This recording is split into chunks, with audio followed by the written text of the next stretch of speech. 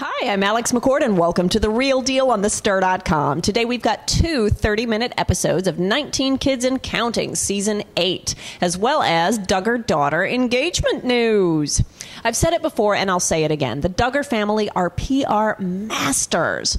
Last week, Jill Duggar-Dillard's pregnancy was announced amidst press for the premiere of Season 8, which was the cherry on top of the ice cream sundae that is this season, since most of the storyline centers around the planning of Jill's wedding to Derek. So, what did the family do for a follow-up? Well, this week it is the announcement of Jessa Duggar's engagement.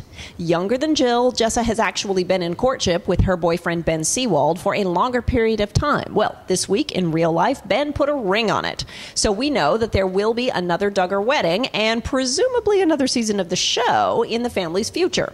November 1st, to be exact. In a way, because we viewers already know the next chapter in the story, we can relax into the process of enjoying the journey with the family and giggling at the smaller moments of attempting to build soapbox cars without wheels and upside down, or watching the grandchildren craft paving stones. Now, for all the moms out there who follow Michelle Duggar and wonder why on earth she chose to have 19 children, I actually picked up a clue this week. Did you see it too? During the planning of Jill's wedding, Michelle mentioned that she has the best of both worlds. She has older daughters who are planning weddings and now having their own babies, and these daughters are becoming friends to her, almost peers. But she also still has the little ones who need snuggling and stories read at night. See, when you have that many children, you have many, many, many, many years of having children in every stage of life, from toddlerhood to young adult. But let's get to this week's episodes. In the first 30-minute show, we see daughters Jessa and Jill on dates. And there are lots of confessional interviews where Jim Bob and Michelle discuss that once the daughters are officially courting, the rules need to be even more strictly followed. I guess their reasoning is that they are in love, so therefore tempted, maybe more, to fall into physical intimacy.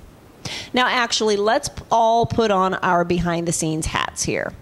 If I'm Jim Bob or Michelle, I would encourage the daughters to film their dates. TLC is helping them out in more ways than one. Not only do you have a little brother or sister as a chaperone, you also have a camera crew. You have an entire entourage of chaperones, as well as filmed evidence in case anything untoward happens. This week, Jessa and Ben go target shooting, and Jill and Derek go hiking and picnicking. Both daughters take a little brother as a chaperone, and we see one of several fun statistics flashed up on the screen. I love the statistics. It's a big part of the style of this show. In any case, each Duggar child will log approximately 300 hours as a chaperone for their siblings. The question being, of course, who will chaperone the youngest? Well, I'm guessing there will be plenty of nieces and nephews around by then. Jason, Jessa's chaperone, is quite quippy, remarking that it's not fair that he's the chaperone, but they have guns. How can he enforce the courtship rules? All right, even if there are guns involved, that was cute. And cute, quite frankly, is a large part of 19 Kids and Counting's appeal.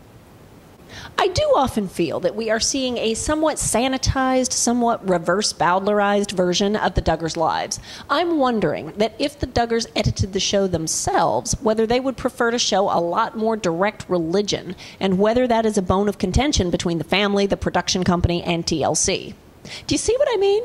There's very little God talk happening on the show. Now, we see occasional prayers, but more often the show revolves around children, family activities, and daily life.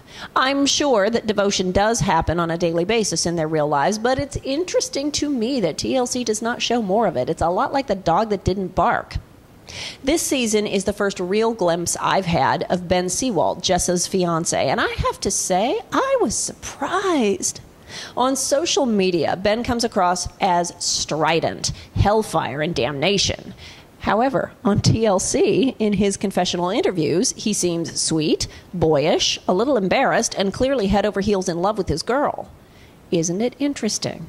You know, I always say, whether it is a docusoap, a family show, Big Brother style, or a competition, reality TV producers can take any person and make them come across any way they want. Make them look crazy, delusional, lovable, smart, based upon what they choose to show and what they edit out.